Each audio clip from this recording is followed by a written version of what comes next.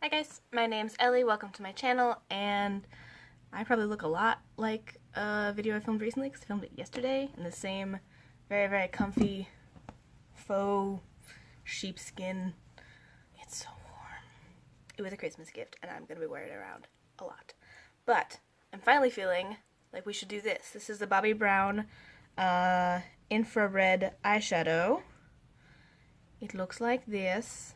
It's very neutral, which is why I was interested in it, but not super excited to like use my weekend time, which is for fun colors, on this. But I feel like it today. I did forget my eyeshadow primer, so I'm gonna be right back. So this is one of the things where I've wanted to try Bobbi Brown eyeshadows for a while, and they've all just kind of been a little off the mark. But this was there and it was on sale and I had like an extra discount on things that were on sale, so I got this for a more reasonable price than you often see Bobbi Brown eyeshadows available for, and I knew I was going into a more conservative work environment. Well, at least I thought. I think I can get away with more color than I was expecting, but yeah, it's good to have and I like it. And I think, for me, there's been a couple palettes I've wanted to buy over the last year or two that have very similar, like, warm but kind of mid-range standard colors. And I think this palette hits all the good marks, color story-wise, for just, like, a really easy day-to-day warm palette. Which I know is not what everybody wants to see. Some people want a lot more interesting color choices. So the colors are on the back, and I think I know how to read them, so we're going to go in with Stone Cold, which is just a pale beige, and hopefully it's light enough for my eyes, because I'm very pale. It looks pale enough, but every once in a while you put one on, you're like, actually that's just a touch too dark. That'll have to be a transition color. But let's find out. So I realized, yeah, that's too dark. That is too dark. I'm going to do the other eye just so that that section is the same. And then it'll just kind of count as sickly contouring. So, with that happening, we're going to switch on over. I brought my Tartelette palette over as well just because I've been panning certain things, so we're going to use this Free Spirit shade that has been my go-to. And just set crease to brow bone. Yeah, so I realized that I had a video idea and I don't remember the rest of it. So we're going to do some of it here, and I want to talk a little bit about brands that I've fallen out of love with. Which sounds very dramatic, but we do a lot of cancel culture, especially in the beauty community, where somebody does something and you immediately stop supporting them and, you know, throw out all your palettes and make it a whole big thing. Whereas these are just a little bit more soft, just brands I've just kind of have fizzled out with. So, I know of at least two that I want to talk about.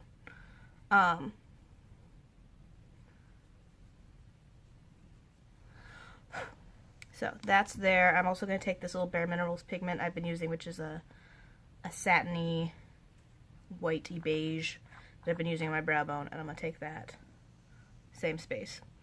So the first one, I think, is a good one to talk about, ColourPop.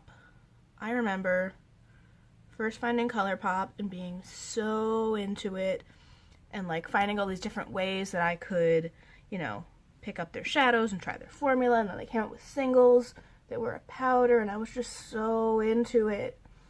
And I'm trying to remember the last time I've been excited for a ColourPop release.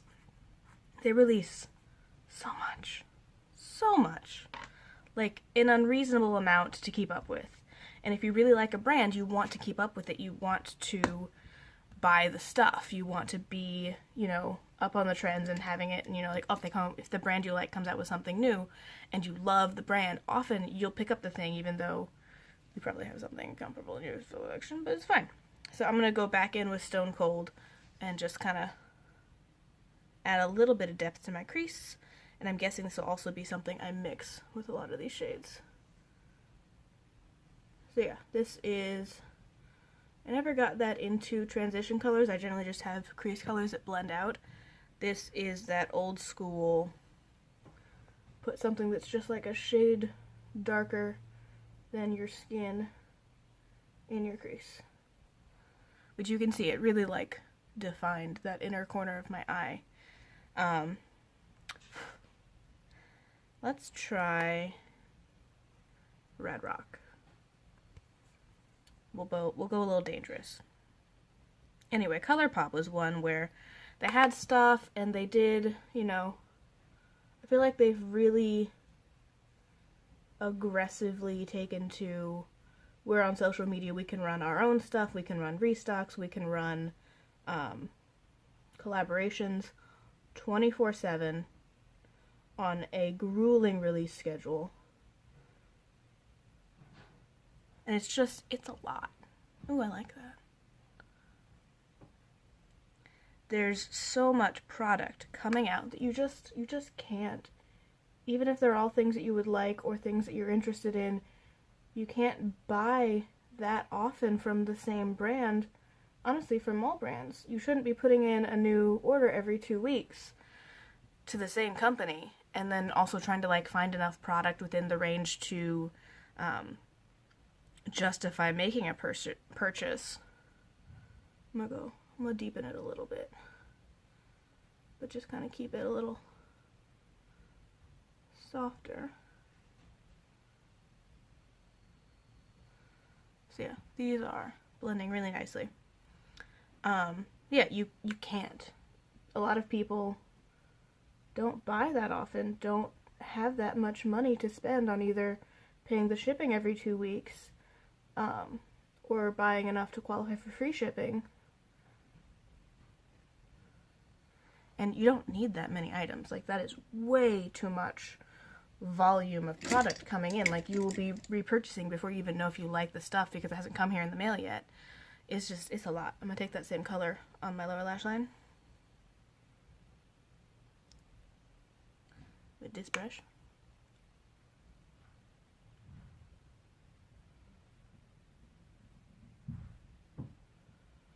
So yeah, they're a brand that when I first got into them, I thought they were so innovative. I liked their colors. It's like, oh, I haven't seen this formula before. It's so cool.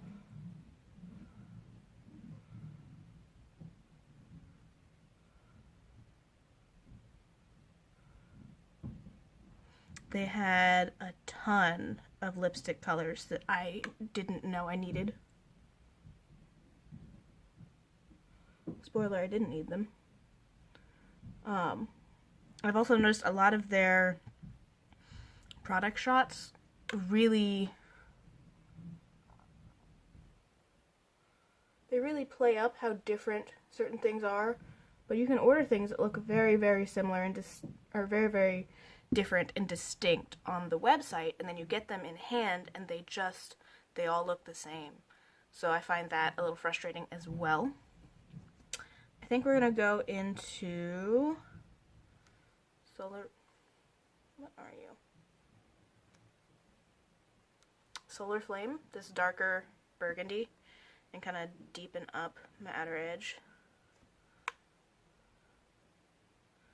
So yeah, they put so much pressure on somebody if you want to be like a ColourPop person to stay on that trend, stay on top of all their releases. It's really hard. So I feel like a lot of people have gotten really burnt out on them, and they're like, well, yeah, another thing from ColourPop, blah, blah, blah. And a lot of us have gotten to the point where we're not even really checking for ColourPop releases because, of course, there's something new out. But there's something new out every week from them. And a lot of them have very similar colors because there's only so many colors you can do that it's not worth it for us to you know, try and keep up on the trends of what ColourPop is and isn't bringing out, because it's just not enough. They're not doing enough interest.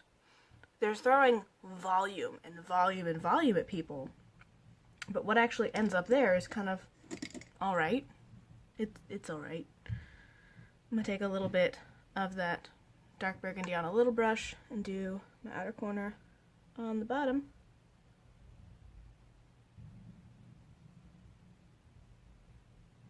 Yeah, I can definitely see what people would be into this. This is a very...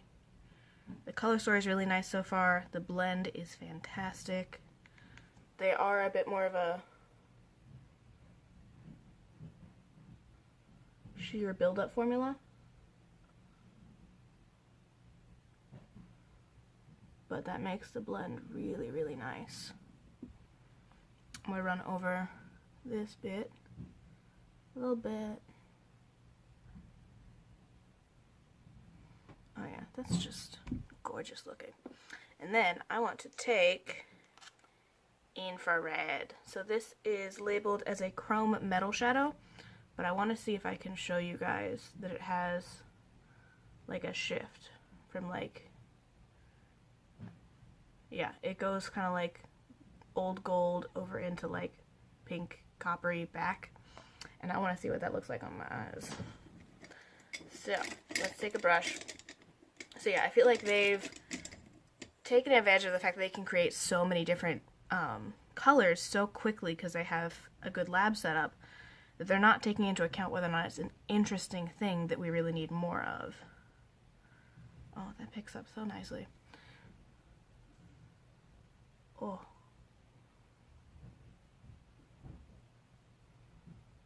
I just went and covered up that outer section, but that's pretty. That's pretty. I might go back in and touch it up, but I'm having fun. It's very soft. It's very opaque very quickly. That was my main concern, is a lot of times if you have a sheer buildable formula, when you do that with shimmers, it just doesn't translate really well. But this is translating really well. It's very, very easy to put on. So yeah, I feel like they've gotten very excited about how much they can do and how they don't have to follow the release schedule everybody else does, which is great. You really don't. You don't have to. That's fine.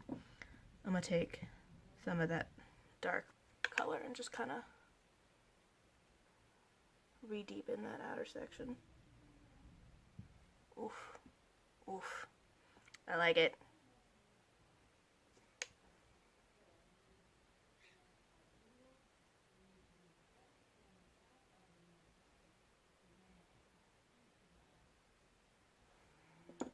Okay, let's just not fuss with it too much. That's really pretty. So yeah, they have the option to make all of these things whenever they want to, so they're just running with it, and we're getting burnt out. Just really burnt out. I kind of want to mess with it a little bit. I kind of want to put slow burn this one a little bit, just like on the innerest little bit of the lid. So we're gonna try it.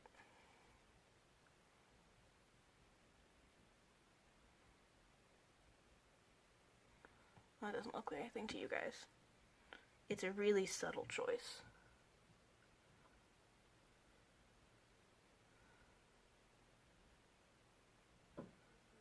Yeah, I'm just gonna cover that back up because it doesn't look enough like what I thought it was going to.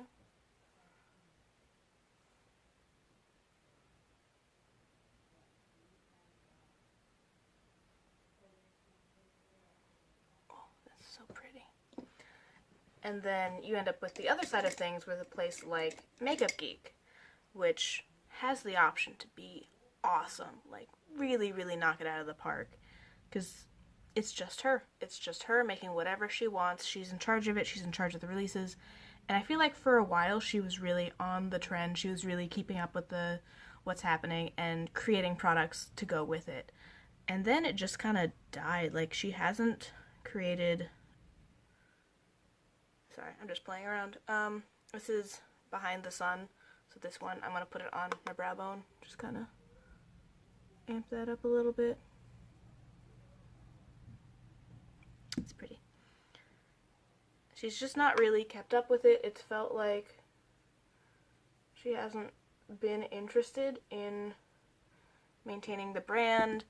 And then when she did her My Truth video, because when I found Makeup Geek, I was so ready to slowly accumulate every single shade in the collection. I wanted it. I wanted all of it. I wanted to know the difference between the very similar shades and which one was really better for this or that and whatever. I thought there was a good reason for it.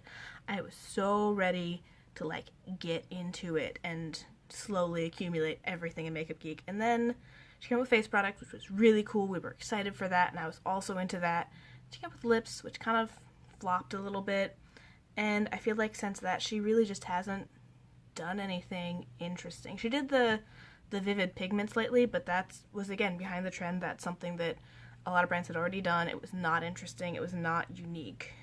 I kind of want to mix Interstellar with Slow Burn, like maybe those two. Let's see what we can do. Need a fluffy brush. So I'm going to take this one and do a little bit in each, and hopefully it will do something I like.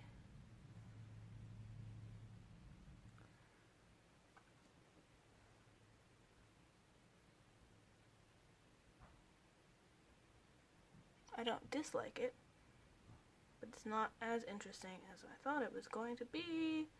Let's see if we can build it up on this one. But yeah, I feel like she got discouraged, and then some other stuff came up. She had other things that she wants to do, which is fine, but she really threw her makeup company on the back burner to do all sorts of other stuff. But then she came out with her My Truth and basically blamed the beauty community for not continuing her hype for her. Which, I'm sorry, if you're not bringing out interesting things, nobody has any need. Like, everybody's already talked about your standard line. It's not new, it's not interesting, and unfortunately that's the way the community is. If something's not new, it's unlikely to be hyped. People aren't really pulling old things out of their collection and just being like, oh my god, it's so good. This is my favorite blah blah blah blah has really passed in favor of, oh my god, this thing is just out, it's my new holy grail. And staying on top of new and current trends has taken over the, oh, I found this thing in the drugstore that's been there for 3 years and oh my god, it's so great. Older products are not being talked about the same way new releases are.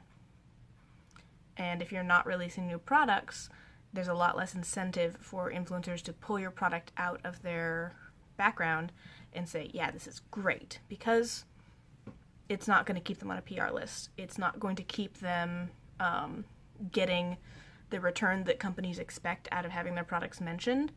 Because, yeah, you might pull out your Makeup Geek stuff and say, hey, you know, I just pulled this one out. I love this. It's great for this and this and this.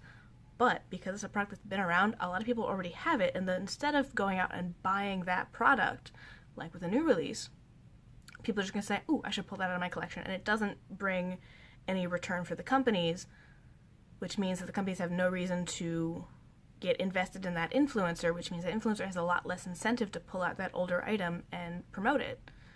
And yeah, there's a swing right now towards using older products and panning and no buys and low buys, and I am excited about that. I am super excited because I want to buy less. I want to use the products in my collection and talk about them, whether or not it's a benefit for a separate company and doesn't increase their sales, because I don't care about that. I'm caring about my happiness within my collection. But the big influencers, the ones who are really influencing the market and influencing their consumers, they're not doing that.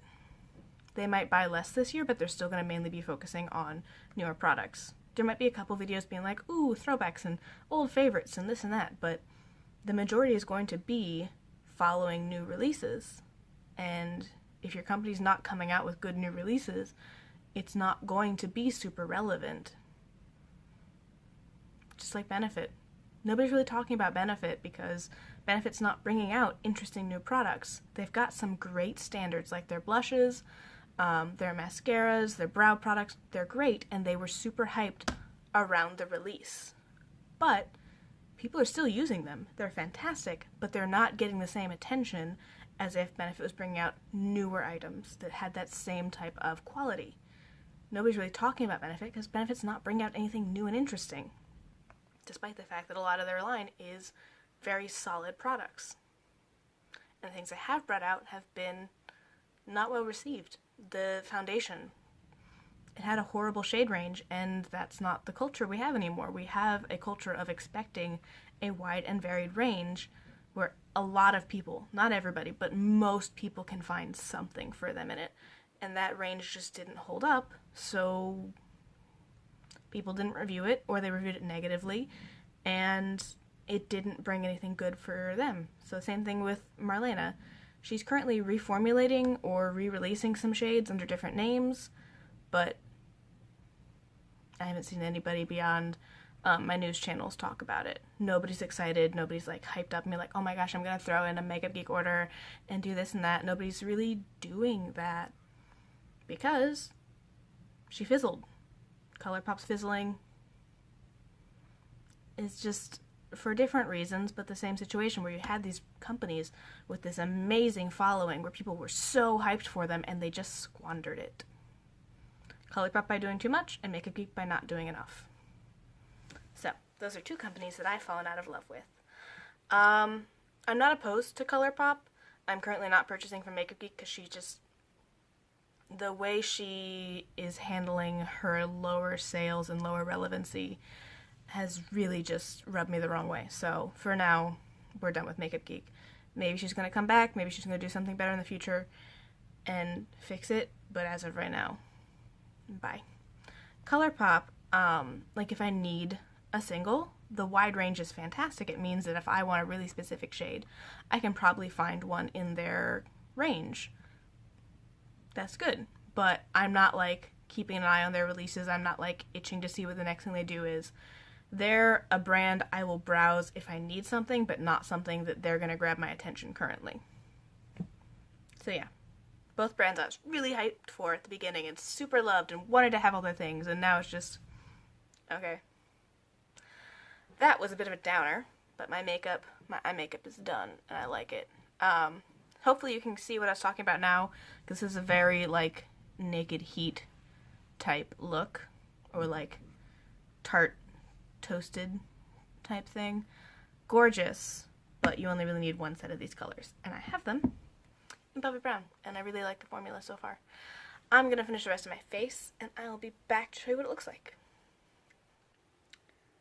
This is the finished look. I don't know how I feel about this lipstick. I think it's just something I'm not used to. I don't think it looks bad. It's lighter, peachier than I'm used to. But I like the eyeshadow. I ended up using a glitter shadow as my highlight, which I think I like as well. So overall, I feel good. I have to go do some errands and laundry though. So thank you guys for watching. I'll see you next time. Comment down below which brands have fallen out of favor with you and why. Is it something they did like one big thing, or just did you get sick of them? I'm curious.